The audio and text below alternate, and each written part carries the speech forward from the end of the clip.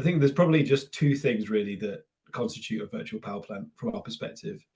The first is it's an aggregation of a number of distributed energy resources. So if a power plant is just one resource, a virtual power plant is many resources, and they're aggregated and they're coordinated and they're optimized. The second distinction, which sometimes isn't always used, is that they're traded and treated like a single asset. So it's not just that they're aggregated and controlled together, it's that they're sold into markets and to deliver some form of value. So those two component parts we think are what makes up a VPP, not just aggregation, but aggregating it and then trading it or using it like a power plant. And there's different types of VPP.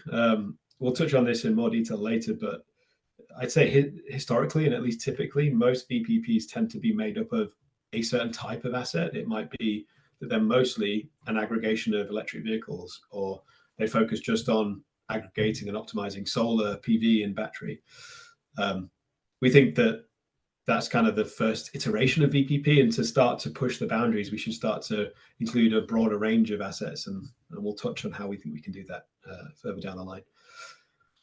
And then in terms of some of the benefits of VPP, this is true of most low carbon technologies, but the benefit of aggregating them and trading them into traditional markets and local flexibility markets is that you can start to offset some of your wholesale costs. In the US, your resource adequacy can be reduced by using the energy that's made up of that VPP.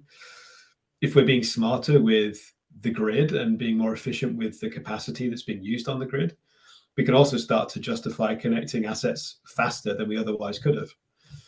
And on a related point, we can also potentially start to defer some of those grid reinforcements. So we absolutely need to build more grid, and that has to happen and will happen regardless. But we can also be smarter with the grid that we've got. And that's one of the key roles that VPPs, virtual power plants, can play. It's being smarter with the resources that we have connected to the grid and using them to create more capacity on the network and to reduce costs for consumers too, which again is a feature of VPPs, but of most low carbon technologies and flexibility generally. This is about creating a faster, cheaper path to net zero. And VPPs are a really exciting tool to help with that.